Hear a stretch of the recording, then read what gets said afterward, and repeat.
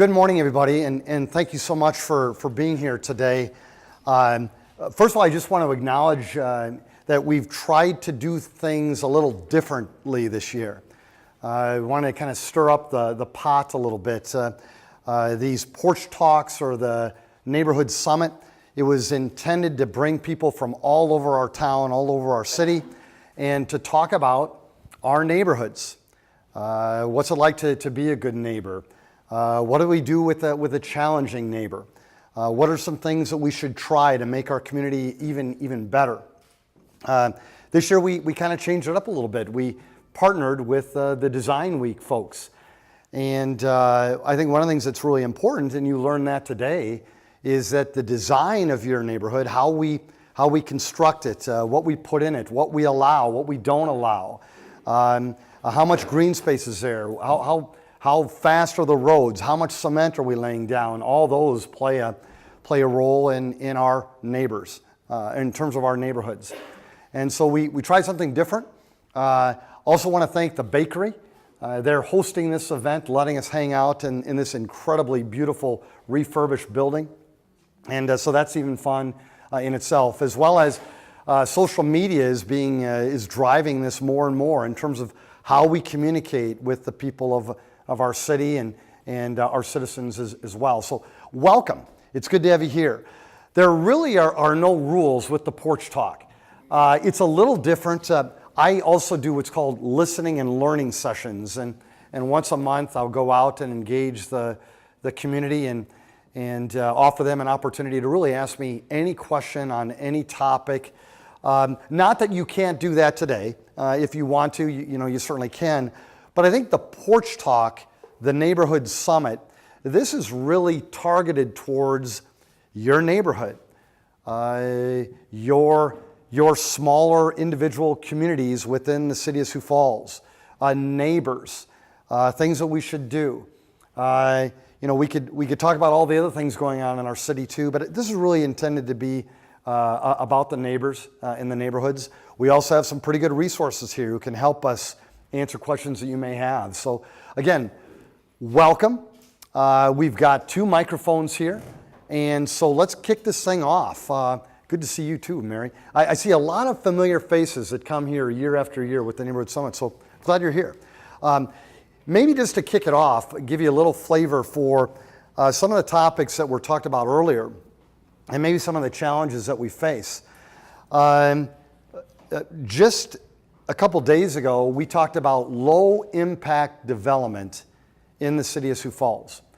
And what that means is that the normal way that you kind of develop things in Sioux Falls and in South Dakota is that you get a piece of land, you develop every piece of that land because it's expensive in the developer's eyes or in the investor's eyes, and then you maximize that return as best you can in terms of your margin or your profitability or your return on your investment.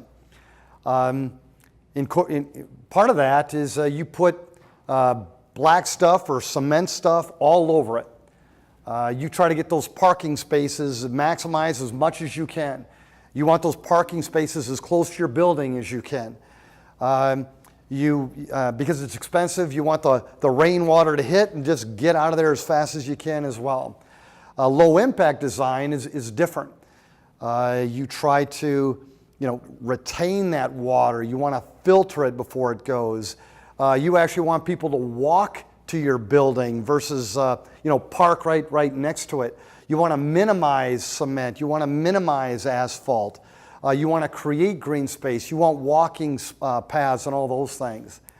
The issue is that it's very expensive in the developer's eyes, in the investor's eyes, in the business owner's eyes. And that's that balance that as a City of Sioux Falls, we're going to try to work with to ultimately make good changes happen.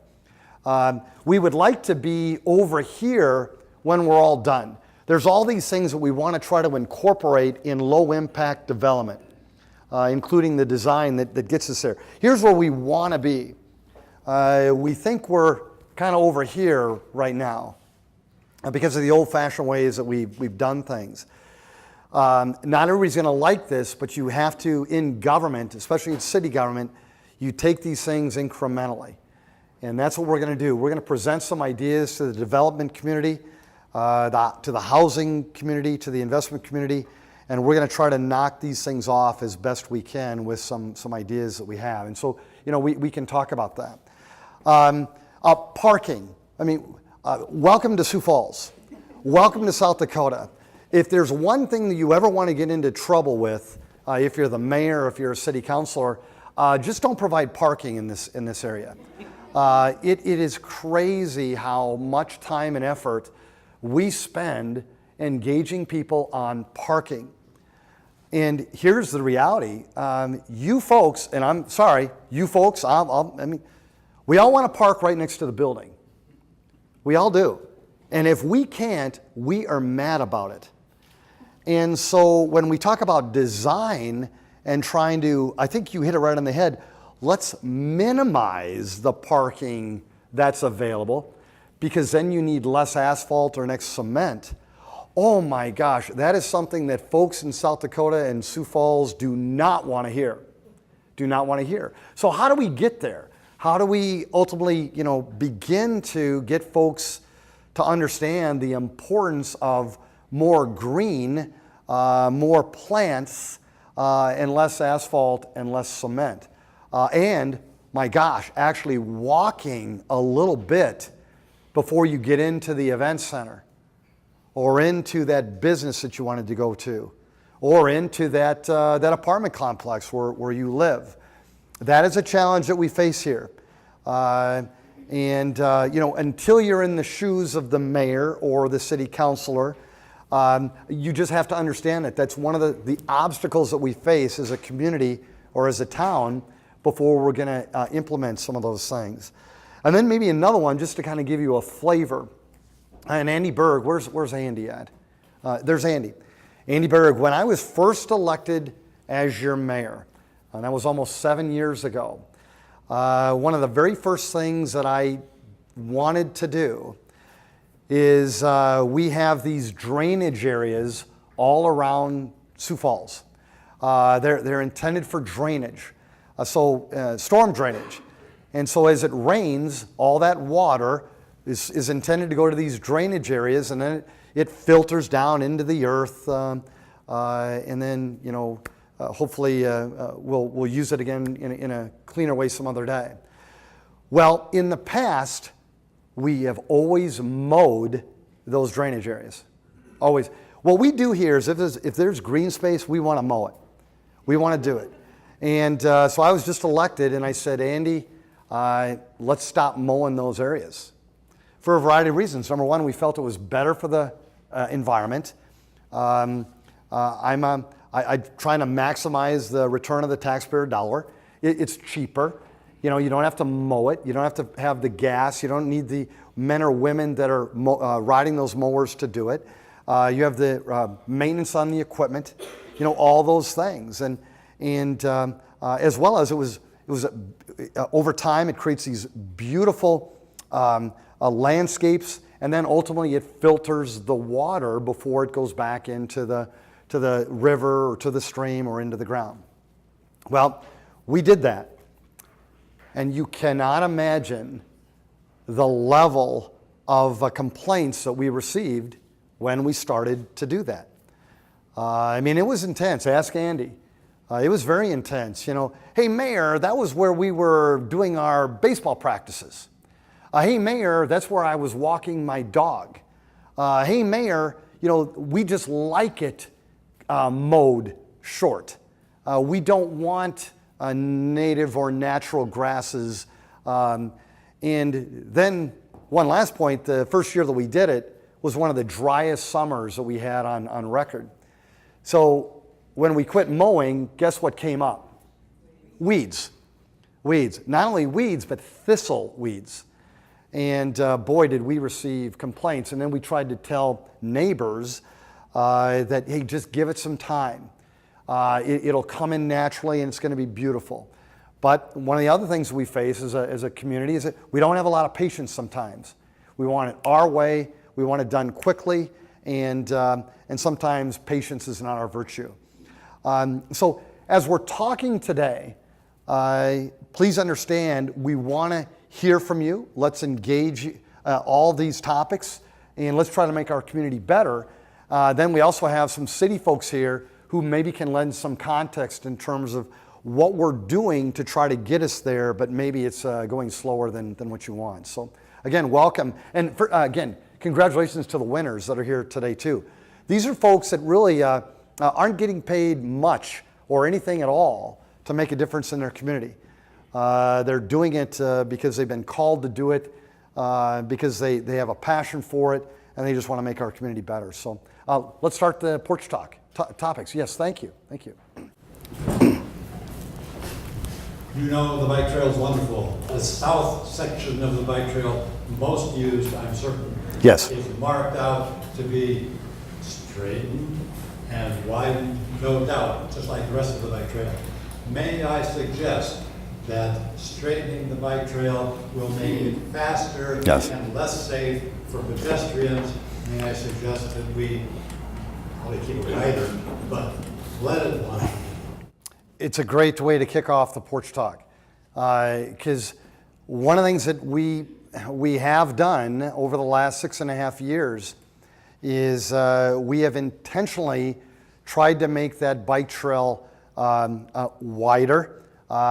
We thought it would be safer, smoother, but in many cases it's become faster, and that's that balance, because it's a walking trail, it's a biking trail, and ultimately you want to try to find a way to make it compatible for everybody. But we are finding that it is becoming a faster bike trail, and more people are utilizing it not only for recreation, but in a good way, they're using it to get to and from work too, which was one of the intentions. The one thing that we have really made a conscious effort to do is we want to get more spurs to that bike trail, because to be brutally fair, the folks that were probably enjoying it the most were the people in the south, the southeast. They probably had the most access to the bike trail. Now we're trying to get the west siders to have just as much access, and maybe more importantly, the north side as well, give them some access. And so as we are growing out, we're planning appropriately to have more and more bike trail access. But thank you. Thank you. Are you a biker? Are you a walker? Are you a runner? What do you do? I'm a cyclist. I use it all the time, thousands of miles a year. I made a note that the high school track team was running on the bike. The high school, Lincoln High School track team was running on the trail. I was on my cycle, getting ready to say, passing on your left. And a cyclist came behind me, behind all of us, biker, biker, biker, and plowed between me and the team. Terribly unsafe. Can you coach the people of Sioux Falls real quickly? Because I do it. I'm a runner, and I've also utilized the bike trail but what are you supposed to do if you are coming up behind somebody? Just coach people. It's pretty simple. I basically say three Take your words. headphones out. I say 3 words. I say on your left, on your left, on your left. Okay, if you're passing somebody, just you don't yell out, just on your left. Okay, and then one thing too, you got to be careful. If you are wearing headphones, you still want to be able to hear. So good job. Please, we've got, yes, thank you. Or then we'll go to there first and then go there. Yes, thank you. I reiterate what he said about the bike trail. It's a wonderful asset. I walk it a lot. One comment I'd like to see on the bike trail, I would like to see more garbage and recycling receptacles.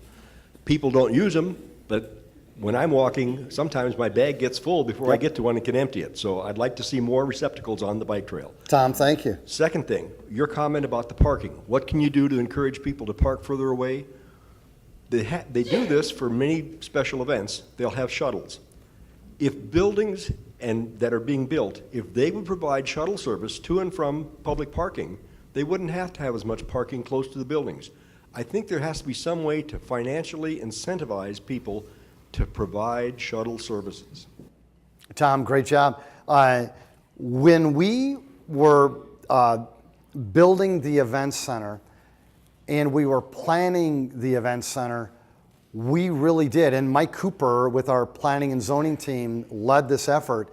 We incorporated shuttles and the potential for shuttle service as part of that plan. Because the olden days, the plan was you build as many parking spaces as you can in order to meet the needs of that event or of that facility. Now, Tom, we are certainly incorporating more shuttle opportunities as we are planning. And folks, you're going to see this now with the new Midco Aquatic Center. We already have planned where our shuttle services are going to be for some of those larger events at the Midco Aquatic Center. But again, Tom, one of the things you're going to have to realize, we're still going to get a ton of complaints because everybody wants to drive in that car, in that pickup. They want to drive directly there, and they want to be able to get in and get out, and they want it to be close. However, if we're going to evolve as a community, we're going to have to do this. So thank you, Tom. Yes. All I'm saying is the comments are great for the bike trails, but I've noticed where we go and walk the dogs and stuff, some of the benches have been removed, and that was just a really great time to just sit and chill out and take a moment. The benches have been removed, kind of out by the airport, so I don't get it. Why? Where are they?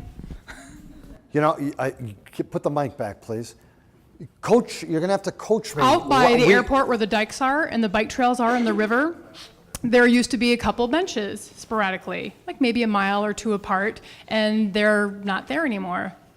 So I just kind of noticed the other day, I'm like, boy, I really was tired that day and I wanted to sit down because it was hot, and the bench is gone. And I've noticed it for a couple of years, that's all.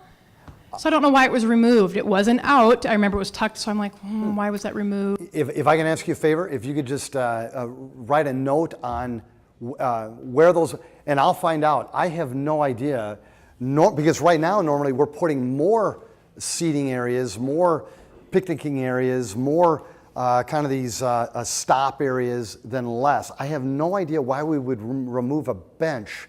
And this is on the bike trail. Yeah, there must have been a reason, but I don't remember it sticking out. I mean, like, it didn't seem to. So I'm trying to figure out why. Oh, very good. Thank you. Yes, thank you.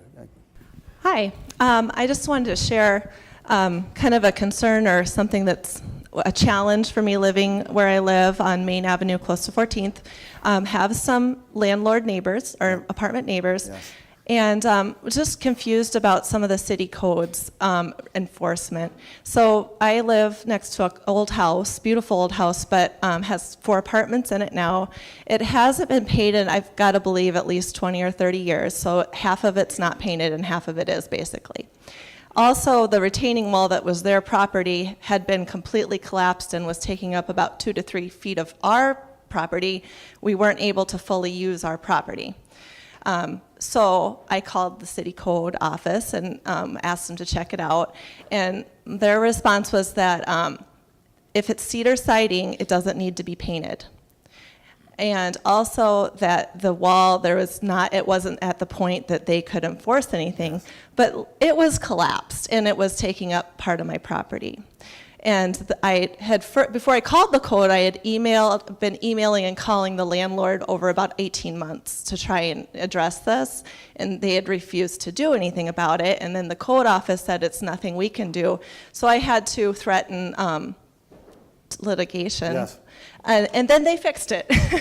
That was frustrating. It seems like if you're, it's one thing if it's your own home and you really can't afford to take care of it or paint it. But if you're collecting income every month, it's really frustrating to have those landlords not take care of their property. And, I know the people that live in some of those apartments are not maybe the most law-abiding citizens, and they have their own struggles that are very complex. But there's also kids that live in our neighborhood, and where they live, they get to see that where I live isn't taken care of. And that's not up to the people that rent there. That's up to the landlord in some part to model that. I mean, the back neighbor to mine are the infamous Dakota apartments that the police are at. I mean, they know the departments in Dakota.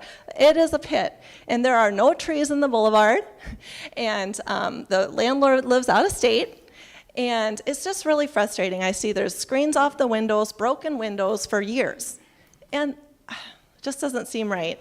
It's not right. It's not right.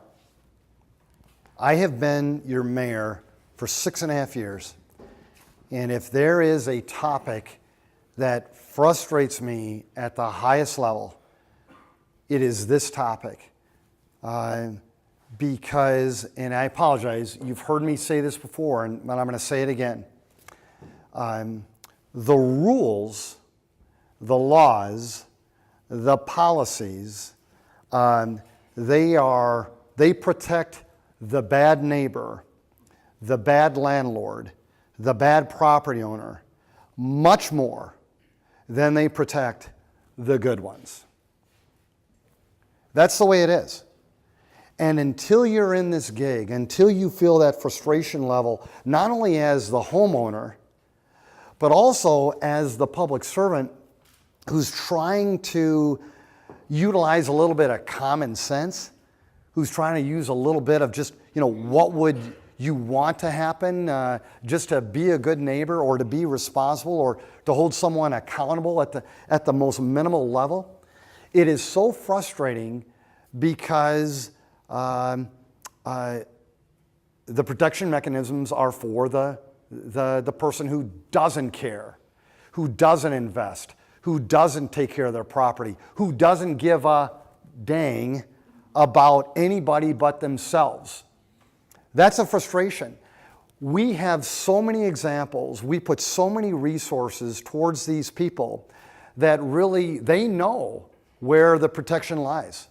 They know how far they can push something before they ever have to do anything. All Saints neighborhood, we just did a press conference at one of these properties. I mean, it's just, I consider it a pit. But what we can do as your government, as your leaders, is very, very limited. Is very, very limited. And now, I don't want to give you a doomsday scenario. We do work it though. We work it. We work as diligently as we can. We have so many legal folks that are working on your behalf to try to hold these neighbors accountable, these landlords accountable, but it's really, really a challenge. This is a very libertarian state. It is. There was a comment earlier about all of the laws and all of the policies and all the codes, and wouldn't it be better to have less versus more? And I respect that comment. I do.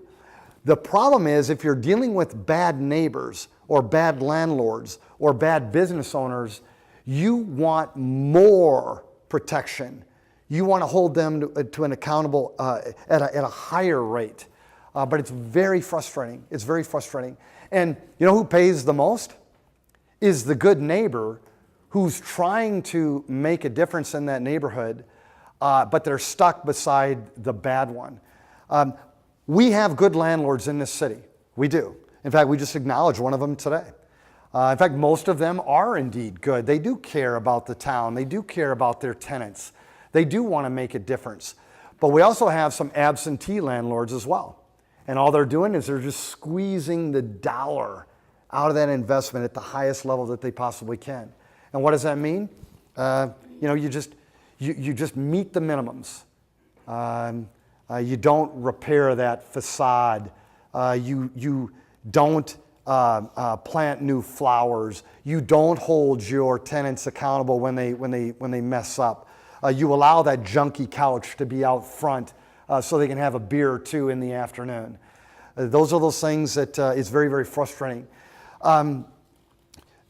Also, if you're new to the Porch Talk, we talk about this every Porch Talk. And but one thing that I can't prove it, but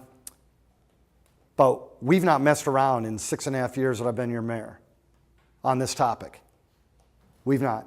We have done everything that we can to hold bad neighbors accountable. Everything. And you'll hear stories about, oh, the mayor has been too aggressive, or the city's been too aggressive. They may feel that way, but why don't you ask the 99 neighbors around them? They're going, Mayor, can't you do more? Come on. What's the holdup here? Again, that bad neighbor, they care about themselves first and foremost. That's what they do. That's what they do. And they're protected. Sorry, follow up, please. Well, I just wondered so what can we do? Like, is there any, the codes for the landlords, the response from the city? Well, it doesn't have to be painted because it's cedar. And it's the wall, yes, it's collapsed 3 feet on your property, but it's not collapsed enough. I mean, I was kind of like, what? I don't understand what is the codes for then? You've got the codes, and you try to find that balance between the property owner and keeping our citizens safe. And so you develop these codes or these laws or these policies, and then our job in the executive branch, whether it be code enforcement, planning and zoning, police, health, our job is to go out there and try to implement those or execute those. And we do for the most part.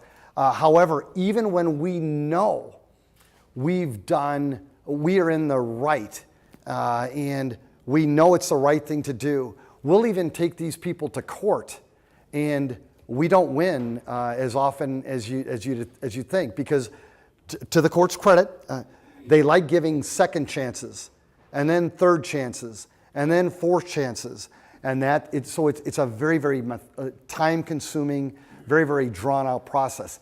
You mentioned something that you did, and I would highly recommend it. Basically, you get to a point where, what did you do? You sued him. Well, I had a lawyer write up a letter and say, we will have to be suing you because for obvious reasons. That's right. You get to a point where you have to do something, and then you ultimately sue them, or you take them to small claims court. But then you're going, oh my, but that's expensive and that's time consuming too. So I think you've got a city council that if we continue to bring more and more things to them that will protect the good neighbor, I think that we've got a chance to get some of those things passed. Because what's happening is that, especially in some of our inner core neighborhoods now, okay, we're starting to like those again. We're starting to care about those things again. And so we want to hold everybody accountable in those older neighborhoods. So we're starting to see that more and more. So good job. Thank you. Yes. Where do you want to go? Thank you. Adam, thank you. I think you hit the nail on the head when you're talking about the city not being prepared to incentivize low impact development at this point, because you see a need in parking.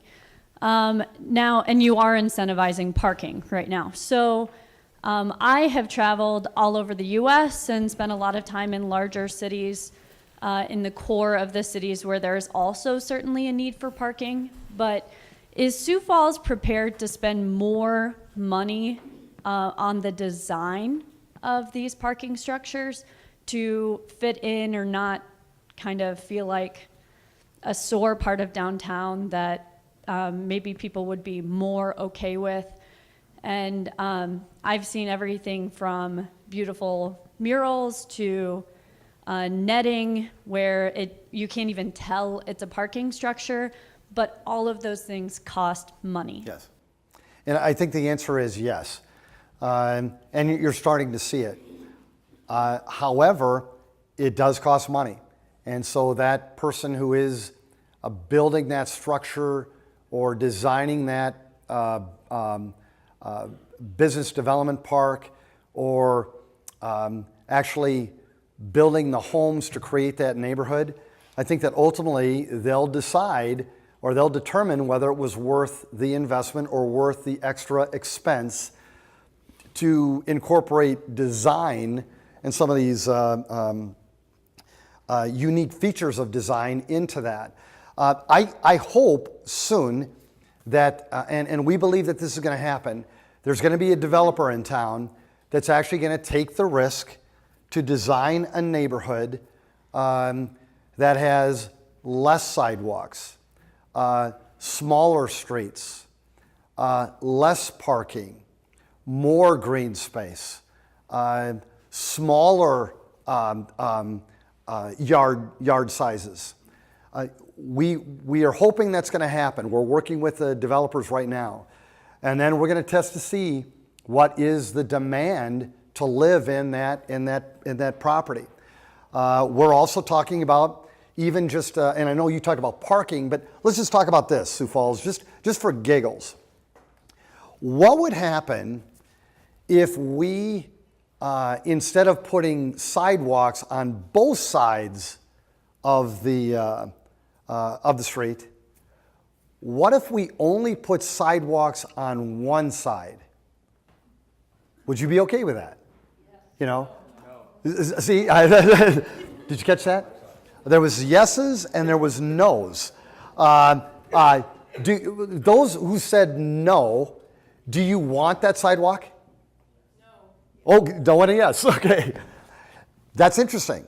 But those are some of the things in terms of design that we want to talk about. Or what if we made the streets, instead of the ability to go this way and this way, park over here and park over there in every single neighborhood? What if we eliminated the ability to park in front of your home? What if we did that? Is that a good thing or is that a bad thing? It's good and it's bad. See, but that's what these communities are now doing. Is they're going, why do we? And I mean, folks, there's a lot of folks. They have 3-car garages. They have entryways into those garages that are just huge. You can pack 6 cars in there, not just 3. So, simple question, and I want you to raise your hands, please. How many people have people parking on their street last night? How many people had people parking on their street last night? About half. Okay. We've got a lot of inner core people though here. If you go to the burbs, okay, the burbs of Sioux Falls, where they have these big homes and a big street, I think you're going to find, just drive up there. No one's parking on the street. No one is. They don't have apartments. They don't have apartments either. That's right. That's exactly right. But why are we still building? Why are we still designing? Why are we still designing neighborhoods that have all this concrete, that have all this cement? So you asked, is Sioux Falls willing to invest in that? I think the answer is yes, but it's going to be a battle because it's going to be changed too. Yeah, and I guess I'm speaking more, certainly it's a developer's expense if a developer's putting a piece of property downtown, but the City of Sioux Falls owns several spots that they would love to see parking structures. Is that something the city is willing to consider additional design elements at a higher cost? We already are. We could, for example, we could build a parking ramp like we've always done. And we can do it a lot cheaper than what we would like to do now. We're trying to grow up as a city and incorporate some of these newfangled ideas, but it is more expensive. It is, but we think it's worth it. We do. We think, but even there, remember, there's another topic. In Sioux Falls and in South Dakota, we also don't want to really pay for anything more either. We really value that taxpayer dollar. We want to minimize the expense. The last thing we want are more taxes. So expense is always a key factor. So yes, I think Sioux Falls will. Yes, thank you. Been waiting for this microphone for a little while. Getting back to the bike trail, it's beautiful. My particular favorite part is up, there's a spur near Cliff Avenue, heading off towards east. It's nice and quiet, secluded, there's trees everywhere. I love to run there. But I better be back by 10 o'clock because I think the city officially closes parks at 10. And Yes. I think if I'm out later than 10, it's some kind of criminal offense. And if that could be changed to midnight, I think it would be a little better. Well, that's kind of that balance in that most of the, if there are bad things that are going to happen in parks, normally most of the bad things or the potential for bad things happen when it's dark, and the later that we go, the worse it gets. And that's why we do close them at 10 o'clock. It's really not so much of a criminal offense, but we will ask you to leave. And it's done to keep people safe, keep our neighborhoods safe, and to try to minimize some of the bad things that ultimately are happening. I don't know many communities, and I've traveled all over the world. I certainly have traveled all over the United States. I don't know many communities that have their parks open past 10. I don't. It's rare. And so, and again, the need to have them open past 10, I think is minimal too. Very, very few people are using a public park after 10 o'clock. Thank you, David. Others? And Yes. there was some talk before about widening the path and how that kind of makes it, well, it's nicer for some people, but not so good for other people. And I'm one of the people who like it a little flatter and a little straighter because I want to head on that bike and just cruise as fast as I can. bet. And when I get close to somebody, I give them a loud yo at a good distance so Thank they you. have some time to move on over. David, thank you. Thank you. I appreciate it. You know, if you go to, let's go to Minneapolis, for example. They are incorporating more design into their city. They have really, really fast and heavily utilized bike trails. I mean, these folks are training for races, and they're going. But what they've also done, though, in Minnesota is they'll have a biking path and they'll have a walking path. But one of the things and we've talked about that. But guess what's the biggest issue with having a biking path and a walking path? More expensive. Thank you, Mary. It's very expensive and more concrete. And again, we're just trying to maintain those that we have. But yes, thank you. So again, David, thank you. Please, to your left, be safe out there, but utilize those bike trails at the highest level. Thank you. Am I on your side? Yes. Okay, who am I going to? Thank you. So I'm just hearing a little bit of disparity. We opened the porch talk today talking about low impact. Depaving is now, I love that term that I heard today. Depaving. But there's a little disparity in talking about low impact and depaving when your own park and rec board, your own city department planned to lay down a huge amount of concrete in Terrace Park this summer. So I don't want to get on that topic, but I'm just saying we need to talk the talk and walk the walk. I don't want to hear one thing and then suddenly I've got a huge amount of concrete in a gorgeous city park. So just, that's one little point, but at a higher level, I don't want to speak for All Saints or some of these other neighborhood associations, but I think I can a little bit in city government makes it hard for the neighborhood associations to effect change. Just in my own experience this summer with Terrace Park, your city departments, that's their whole job. My neighborhood association work happens between midnight and 2 in the morning. Or, 6, it happens on my off hours. I'm a very busy person. It happens on our off hours. Your government makes it hard, often, for us to do what your lip service says you want us to do. So I'd like the talk to match the walk. Well, I first of all respect the comments. But I am going to comment on a little bit. Let's talk about Terrace Park just a little bit. This city, and it's not your government, it's our government. You would think. Okay? It's our government. And not everybody is going to agree with every aspect of our government. We're going to have disagreement at times. One thing that I would recommend is that you stay involved, you communicate, you compromise, and ultimately you get things done. You find that common ground. And I'd also recommend, not attacking each other along the way, because there's communities all across America that their first response or their first mechanism is to attack, is to say mean-spirited things, is to, instead of working together, you become divisive and you become more extreme. Our city government, when it comes to Terrace Park, we did not want to put a bunch of concrete or a bunch of pavement there. We truly wanted to just make it safer.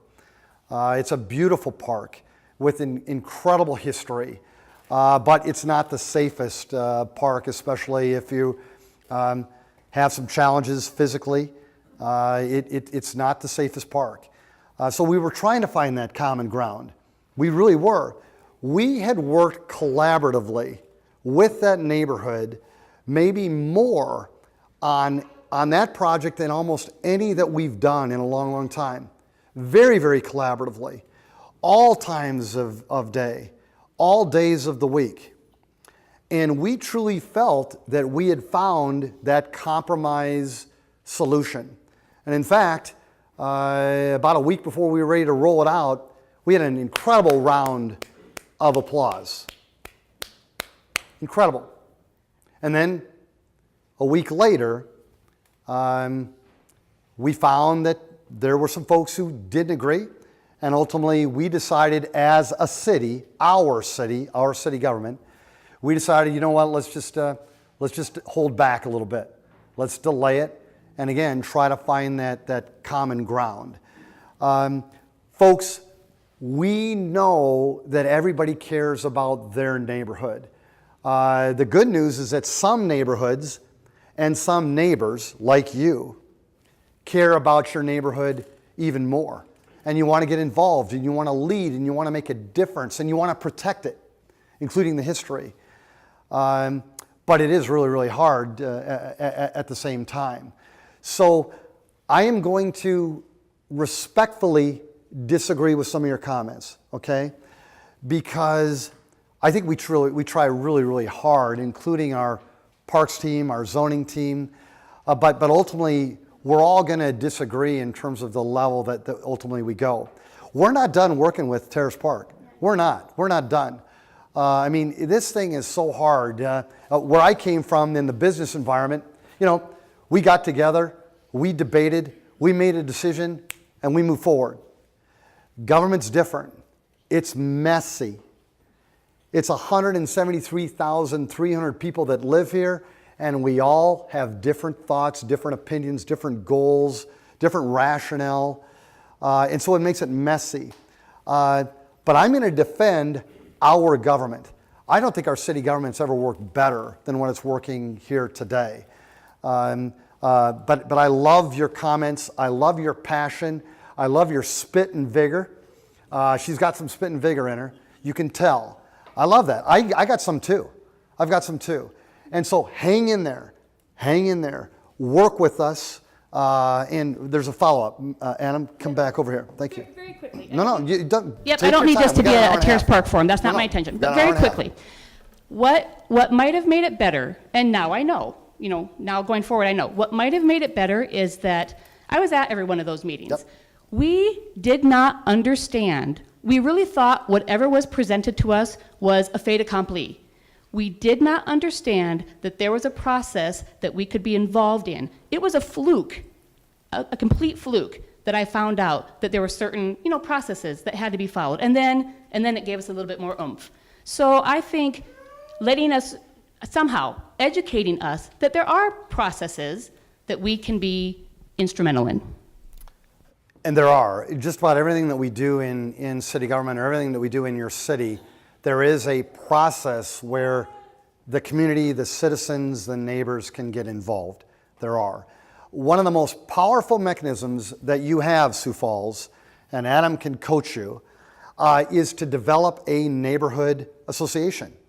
How many of you are with a neighborhood association group, if you'd raise your hand? Oh, did you get that?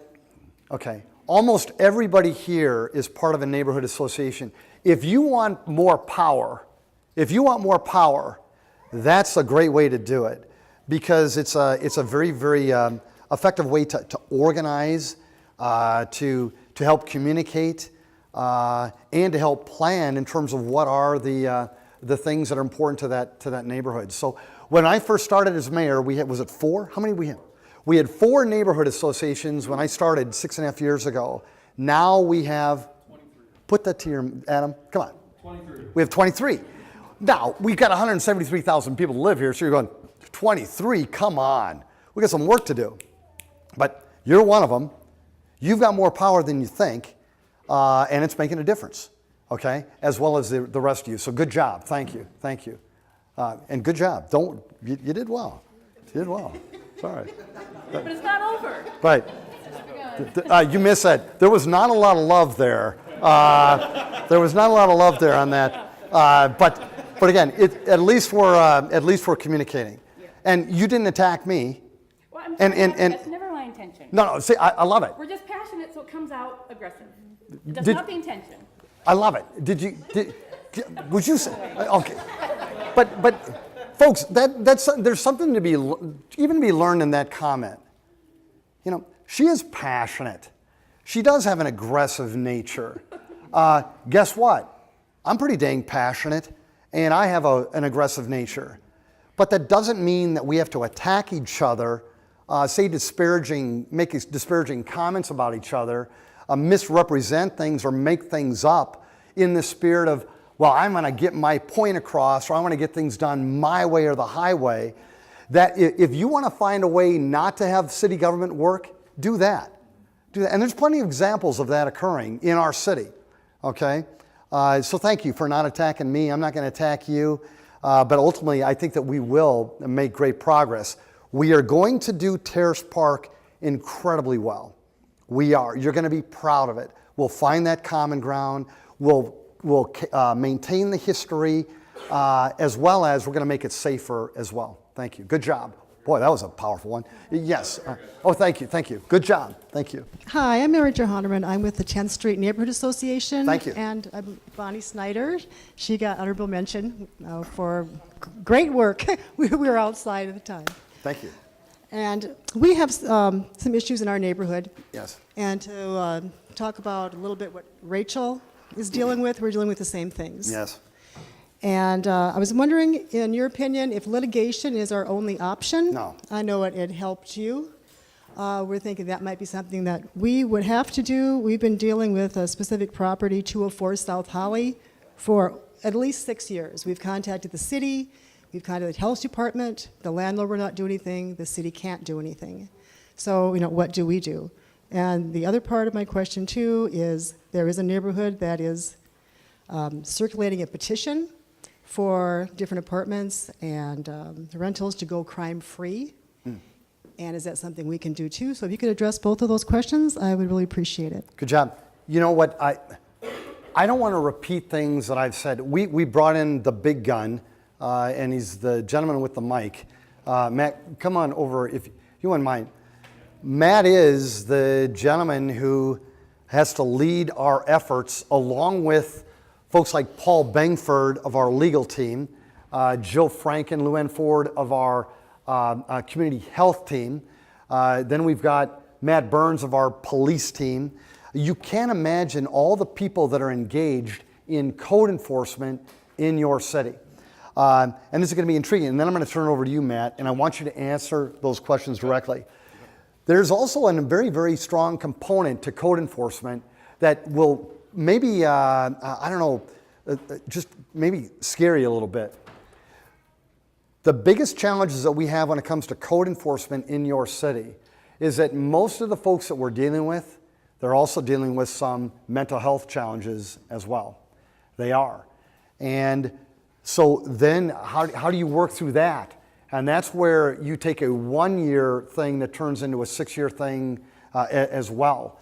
So Matt, would you mind, because there are certainly other alternatives other than just suing somebody or hiring a lawyer, Matt, be brief and give them some confidence, please. Definitely. Thank you. As the mayor said, I'm Matt Tobias. I'm the code enforcement manager for the city.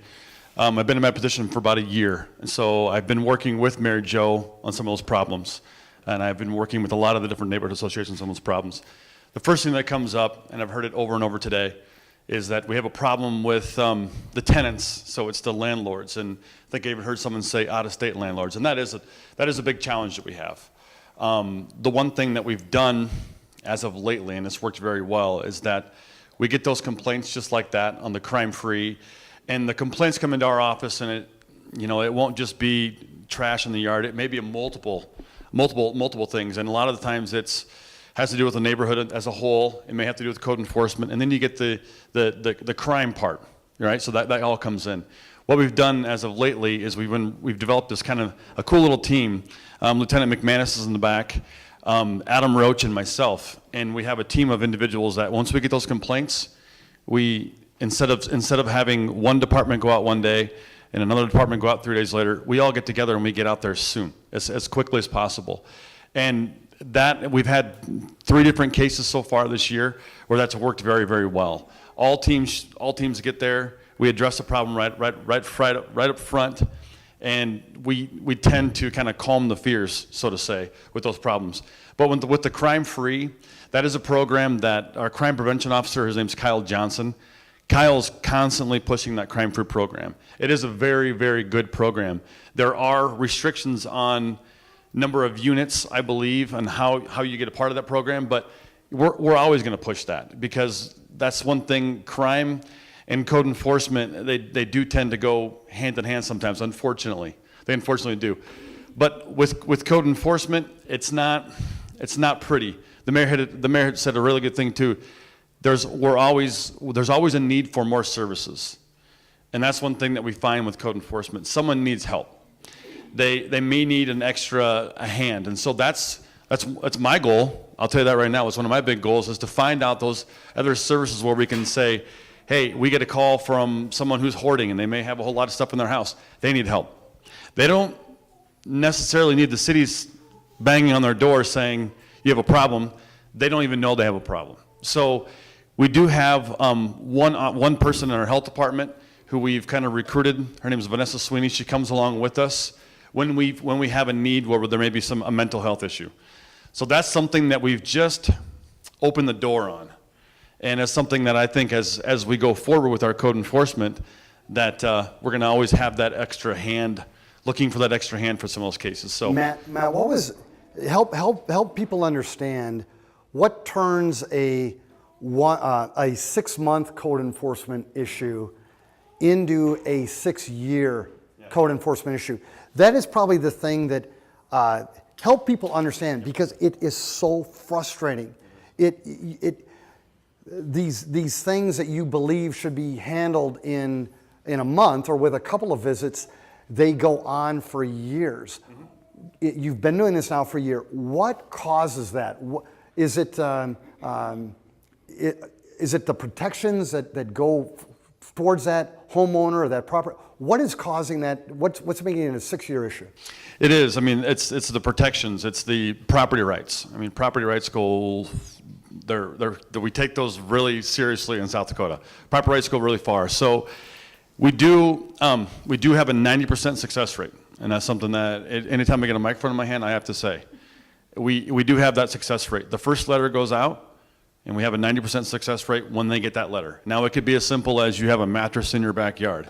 You're not mowing your yard. You didn't shovel your sidewalk. That's really good. But it's the other 10% that can drag out for 6 years. They ignore everything that we send out. They don't want us to tell them that they have to maintain their property. And who are we to tell them that it's yard art. Oh my gosh, that's something that I've heard more and more. Yard art, right? So that junk car in my backyard is yard art. So, but then again, we have to come back and say, no, we have ordinances against those things. So those cases do draw out. We have a process where we have to go letter, citation, first citation, then we give them a time. Second citation, we give them more time. Third citation, we give them more time. The other thing that, as a city, that you know, we tread lightly on that stuff. I mean, and people, I get calls all the time, tear this house down. Evict those people, tear the house down. I don't like it. That takes time. I mean, that takes a lot of time. So it does get frustrating, and I guess I have a big heart, and I hear both sides. I get both sides of the story. I listen to the neighbors. I understand their frustrations. But there is, I mean, I would love to sit up here and say that we have a fleet of bulldozers behind us, and whenever we have a bad house, we go knock it down. It doesn't work that way. It'd be easy to sit here and talk to the citizens and say, yep, you don't like that house, we'll take care of it. So we have I wear it on my shoulders every day. I mean, I have a big responsibility to maintain Sioux Falls the way it is, right? Sioux Falls is a very clean city. I mean, you go anywhere outside of Sioux Falls within 200, 300 miles, the first thing people say, very clean city. And I seriously, I wear that on my shoulders, and it's a big responsibility that we maintain that, but I think we're ahead of it. It is a clean city until you're the neighbor who has to live next to that foreclosed house. Mm-hmm. And here's another issue, and we've been fortunate now that the recession is pretty much gone. Every piece of property in this city has become a hot piece of property. We're taking older homes, older buildings, and we're refurbishing them. But there still are these properties that are foreclosed on, and the banks own them. And it's a bank in Minneapolis, a bank in Kansas City, a bank in New York City. And for us because I want to bulldoze these homes. I do. Because he gets it, I get it even more. Mayor, just bulldoze that home, please. Even when we get so close to bulldozing them, I'll have Dave Fifley, the city attorney, or Paul Bangford say, Mayor, we better not bulldoze it today because we got one more letter from the bank saying, can you give us 6 more months? And you go, really? This has been going on for 5 years, and now you want 6 more months. And from a legal perspective, no matter what some people think, your city is going to be probably more cautious, more conservative legally than what I would personally like.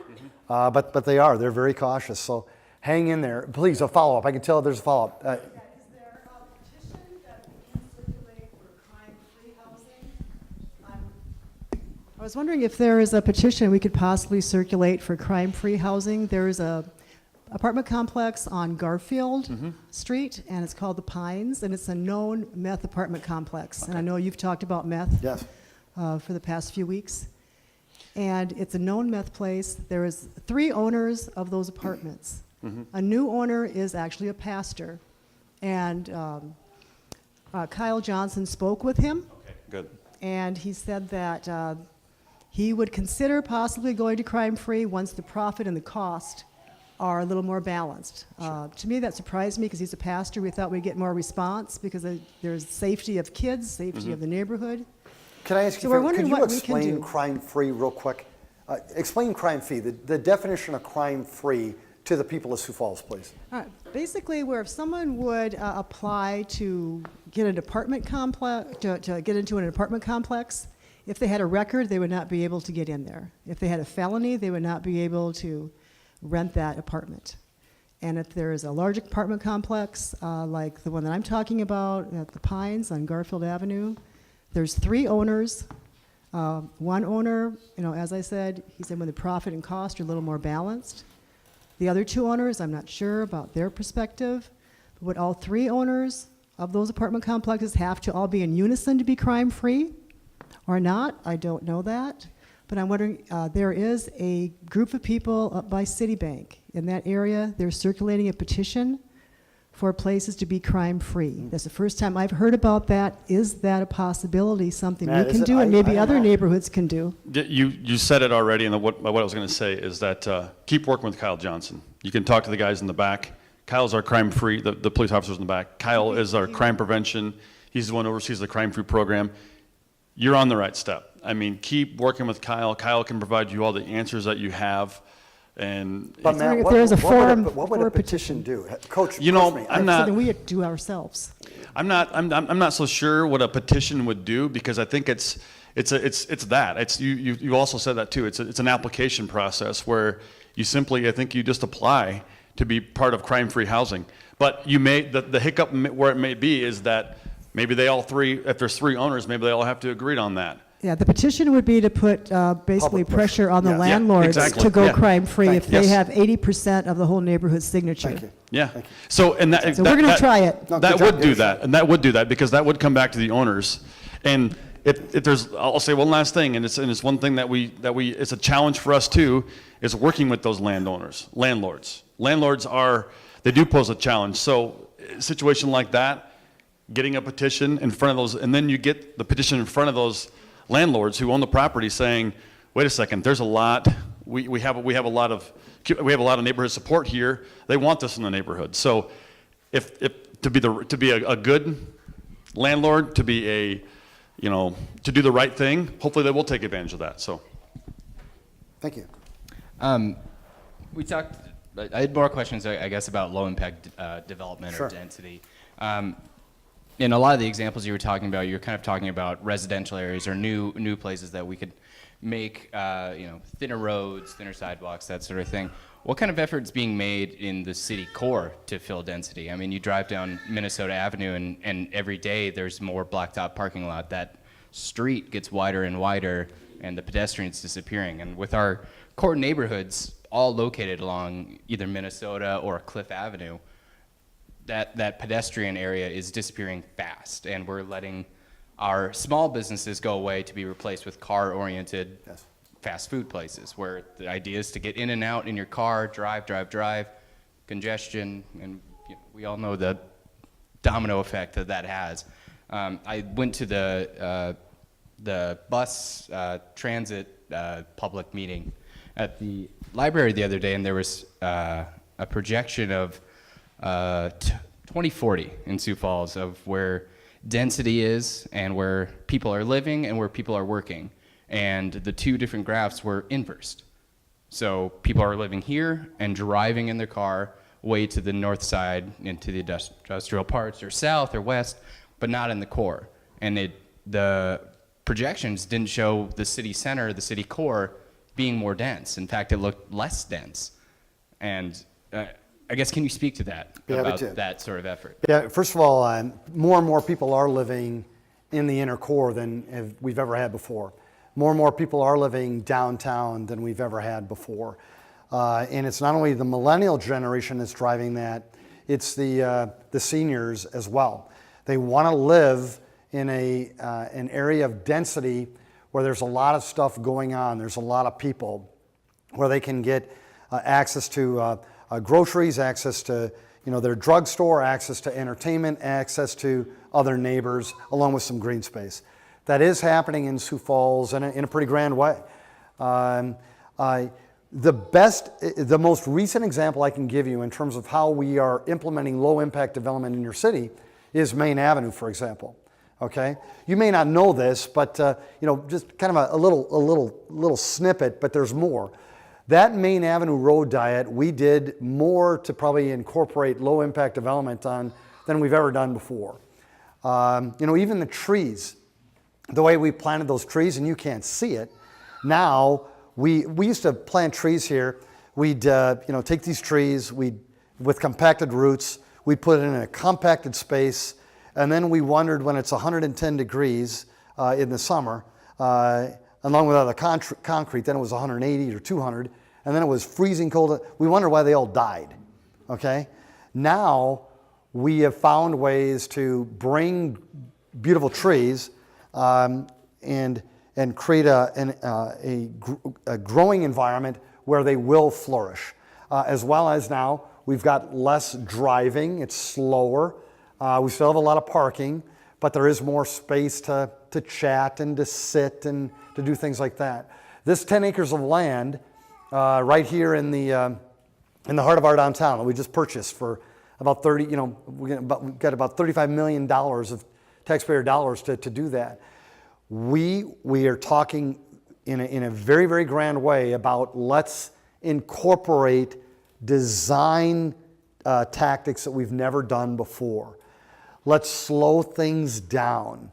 Let's create a place to walk, a place to bike, a place to play, a place to live. Let's do that with that 10 acres of land. That's one of the reasons why, and I'm a fairly aggressive person, I want things done tomorrow. That is one of the reasons why I'm saying let's take our time on this one. Let's do it right. Let's incorporate some of the things that they've been doing in Europe, for example, for generations. Let's try to do that here. Scott Hirschman and I, we very rarely agree. But I will agree on one thing that he said here today. He talked about just how hard it is to get solar panels on roofs. Why is that so hard? Why in America do we make that so hard? Why in Sioux Falls is that so hard? Why don't we have more wind turbines in the city of Sioux Falls, in Minnehaha County, in the state of South Dakota? Why is that so hard? Go to anywhere in Europe and ask a homeowner how they heat their home in the wintertime, or how they heat their water. They use things like solar panels, and they pay for themselves in no time. The payback is quick. So again, these comments about when is the city, when is the state, when is the city, when is the state, when are they going to step up and start to enact change? I agree with you. I agree with you. But folks, you have to understand, and I want to kind of go back to where I started. Even if you can find a leader who wants to partner with a citizen and agree on a topic like solar panels, even when you find that, you still have to understand there's all these other people who don't want anything to do with that. We're trying to get some wind turbines right in Minnehaha County, just right outside of our town. Oh my gosh, and I thought that was going to pass with ease. Or solar panels right outside of our town. I thought that was going to pass with ease. It died. It died. And you go, what? We have more sun, we have more wind than any state in America. But yet we are so hesitant to do anything like that in Sioux Falls or in South Dakota. I don't have a good answer, but I agree with Scott Hirschman on this thing, and maybe you do. Thank you. Let's go there first, and then I'm going to come back over there. Yes, thank you. Thank you. So I'm really interested, either Mr. Mayor or neighbors here, do you think there's an appetite to pilot a different kind of neighborhood, whether it be this 10 acres or another place, to pilot some of these concepts? So much of the Bullitt Center, one single site, is this living proof to show people, and people tour. Even someone here today had been out to Seattle and toured that building to show what's possible. So when you ask about sidewalks on one side, does a pedestrian path have to be a sidewalk? Does it have to be impermeable? Can it have different materials? Can you test some of these ideas in a piloted way? Would people be receptive to that? And you could provide the feedback to maybe leapfrog and accelerate some of the change by asking this question of, what does good really look like? And is it equitable for Sioux Falls? And I think, yes, it will be piloted, and actually your planning and zoning team is working with developers now to try to create a pilot to see if there is that demand as well as that risk reward and return. So yes, I hope that happens. But even if you look at green buildings that we have here in Sioux Falls, those pilots, those investors who are willing to do it, the Sharapa place, for example, there's not a lot, and there's not a lot of others that are doing it. Raven did that, which is great. But again, I think it's this dialogue, it's this this willingness to pilot, to go beyond just the rate of return or the margin, and focus more and more on, future generations and environment and things like that. So yes, I think that's going to happen, and I hope it does. We're coming back to you. Thank you. Yeah, sorry. To kind of go back, talking about the projected 2040 Yes. density population. I mean, urban planners, people know that if the center is dense and is more active, that is how you have a healthy city. You don't have a healthy city by spreading out your population as far out as 85th Street in suburbia and then have them drive over here across town through traffic. We keep building out roads. The roads cost money to fix, yada, yada, yada, yada. But when I saw that projection, I guess, of what we thought it would be, it felt like that it was the development forming that, not like we had an option. It's saying, in 2040, this is what it's going to be, and that's how it is. Like this thing is Skynet or something, and it is in charge of how we shape. But we're in charge, and you guys are in charge of how the city grows and is shaped. So instead of saying, this is the model, we can form the model. That's a long time from now. I want to know if that has been thought about, if that is being planned for, and that we are making efforts to densify the core of Sioux Falls instead of spreading out and eating towns like Harrisburg or Brandon, or we need to strengthen our core. And how long have you lived in Sioux Falls? I grew up in Brandon, and I've lived in Sioux Falls since I graduated. Okay. Not only is it being talked about, it's been executed. It is being executed. We are no longer building roads to nowhere. We are no longer creating these neighborhoods on the outsides of town before they're necessary. And there's a couple of reasons. Number one, we've used an infill approach over the last at least 7 years. We've been trying to take this very, very valuable property called Sioux Falls, including the inner core, including downtown, and we've been trying to maximize it for a couple of reasons. It's cheaper. You've already got the sanitary sewer lines, the storm sewers, the electrical, the roads. You've already got that. So we have been doing it. There's another reason why we've been doing it. There's not a lot of money just floating around anymore. So you really have to prioritize where you spend that taxpayer dollar. And so we are more hesitant to go out. We're trying to encourage development inside the inner core. And there's so many examples of property that was pretty much underutilized or not utilized, and now it's a place for people to live. So it is occurring. It's occurring in a pretty dramatic fashion.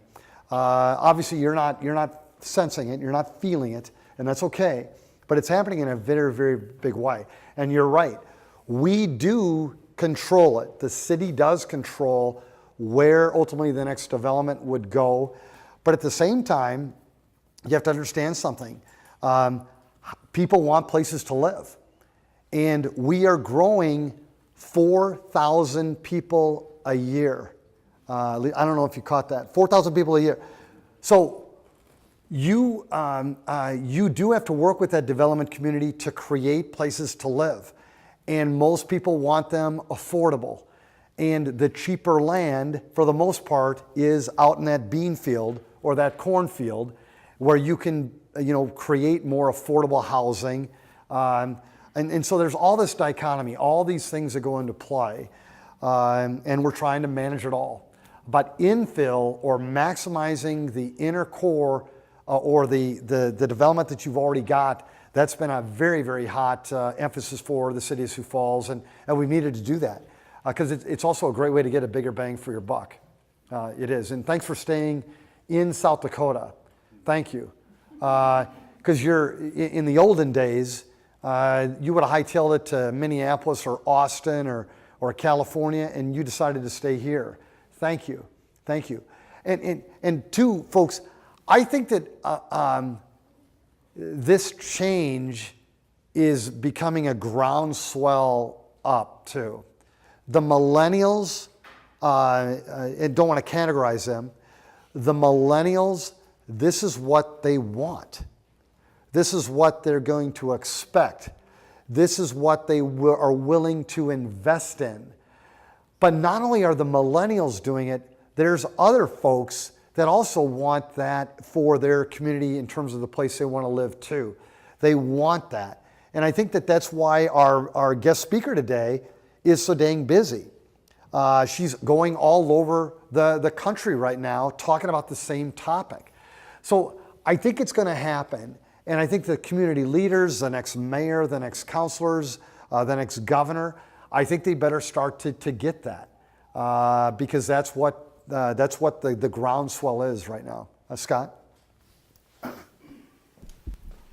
I'm going to compliment the newer code enforcement office here in a little bit, but I just want to make a couple of comments. I like David's idea we should make the bike trail 24/7. You got to understand something. The bike trail is just not a park. It's a form of transportation. We don't shut our roads down at 10 o'clock at night. And as long as people have proper lighting on their bicycles, or if they're out running with lighting, we should have the bike trails 24/7. Scott, and I apologize, David. I didn't know you were talking about the bike trail. Yeah, he's talking about the bike trail. Yeah. My apologies. Okay. Scott, so you're talking about the bike trail. That's interesting. That is interesting. Okay, that's interesting. Because exactly, we are using that as a mode of transportation to get us to point A to point B. Very good. My apologies. I owe you an apology, David. I thought you were talking about just parks in general. Okay, very good.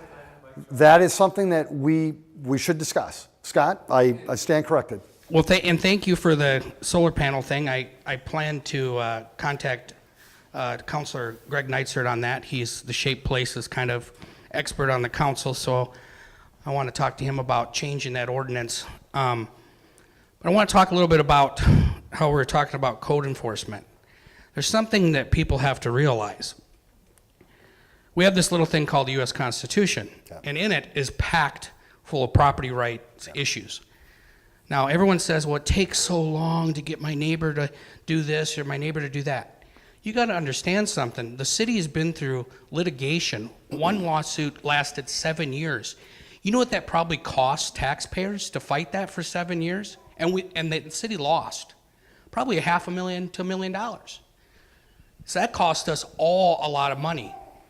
The code enforcement office has to be very, very careful when it comes to the U.S. Constitution and property rights.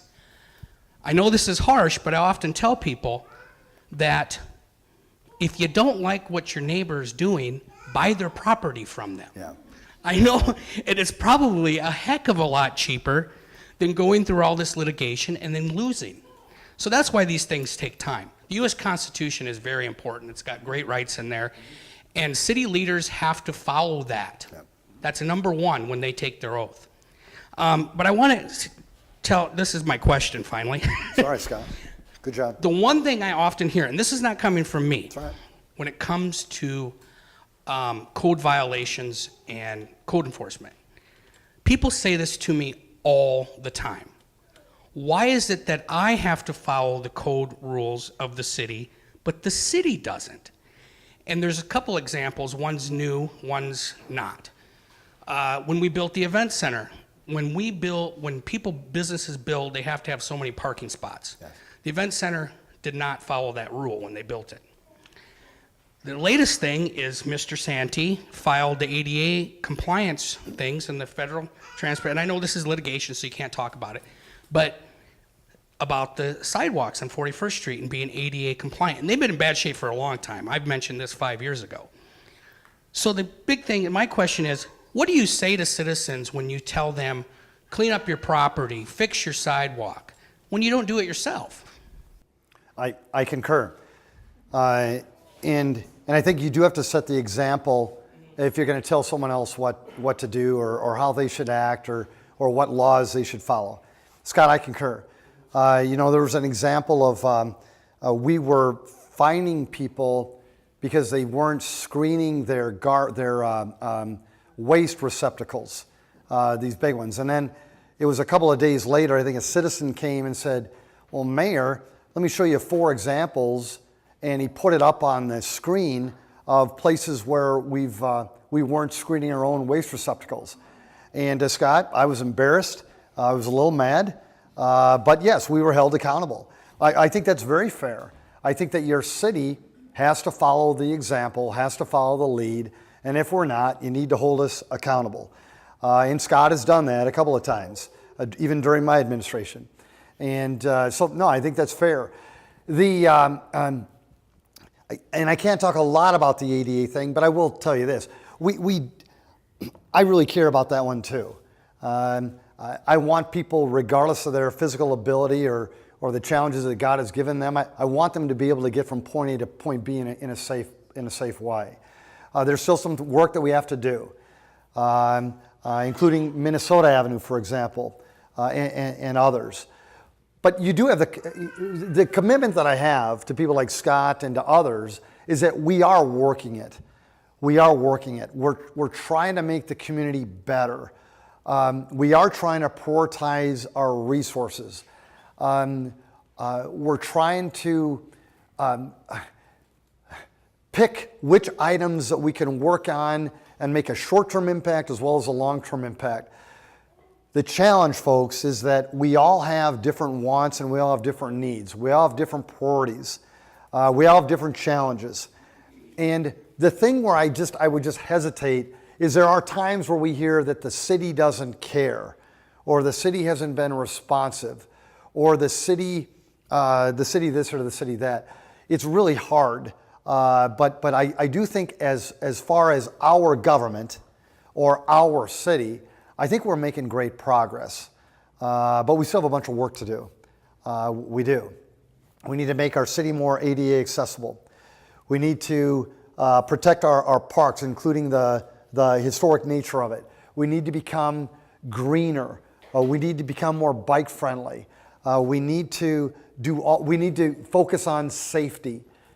We need to change. We need to be willing to look at new ideas, like potentially allowing people to utilize that bike trail if they're, I don't know, I guess it would be, we'd have to set some sort of rules, and I don't know what those are, David, but maybe we should talk about that. So there's all these things that we can do. There's all these things that we will do, but I will tell you this. If you wanted to get it done faster, get involved, like you folks have done. Make your voices heard. Organize, like you do at a neighborhood association or the 23 that we have, hopefully 24 after today. Do that. Engage your leaders and engage your mayor, and it will make a difference. And I've been given the, you're pulling me? Okay, go right ahead. But before we go here, thank you for being here today. Thank you.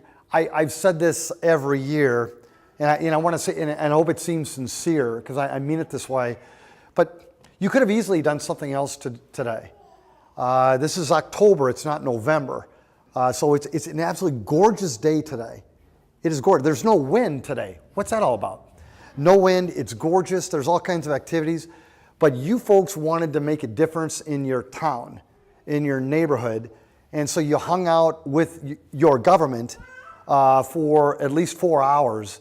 And I hope that we can get a picture of all these people and get them on TV, because they really did care. And I think it made a difference, because we talked about some things that I've never thought about before. And again, welcome to Sioux Falls. We want you to come back. And now the last question or the last comment. Sure. This is a bakery, folks, so you've learned it. So I'm Thaddeus. I'm operations coordinator of the bakery, and we like to get people together, especially people like in this room that actually care. And you can kind of feel it, that everybody's positive, and it's not a little bit of things where we want this fixed or done that, but they want it done because they see the opportunity for betterment. And that's kind of what we see too. Everybody's really high energy on the growth and what's going to happen, and they have great kind of insight on where it might go. So thank you for being in this room. I really enjoy the kind of communication. Thank you, Alicia. You have a ton of expertise. It was great to have you, and you too. But I was going to have a question about Uptown. We probably don't have to answer it, but I know you do a lot of the downtown rail yard and moving east and there, but I see a ton of opportunity for this region. Yes. a ton of opportunity. If anyone wants to do a tour of this space and get a little more information about it, find me. You can, if I'm busy, definitely go up to the top floor. There's a deck that overlooks a lot of Sioux Falls. It's really nice, and you can kind of see what development's kind of possibly moving this way. But I was going to wrap up that the Sioux Falls people in the city really are great, and people notice that. I know people have Airbnbs and a lot of traffic come through here. We see a ton of different people from all over the country, and they have always good things to say. Really enjoy it. One story that kind of tops them all is the Upwith people traveling, kind of young people all around the globe, mostly Europeans, but all over. They came through Sioux Falls, absolutely adored it. They were here at the bakery just every day almost, their organizing committee. One of the sisters kept talking about it everywhere she went. Like, this was her highlight, almost. She went all over the world. This is the one place she talked about. She told her sister, who is in school, how great it is. She talked so much about it that her sister called us and wanted to do an internship from Belgium. She flew from Belgium here to do like a 2-month internship, so, to work with at no pay, just because her sister talks so well about it. So that's one person telling people all around the country in Belgium about the impact that, that we made, a couple of people in the city made. Kind of the importance of influencing one person, and it influences a ton. So it's there. Sioux Falls is great, and I think we can make it even better. I'm done. Thank you.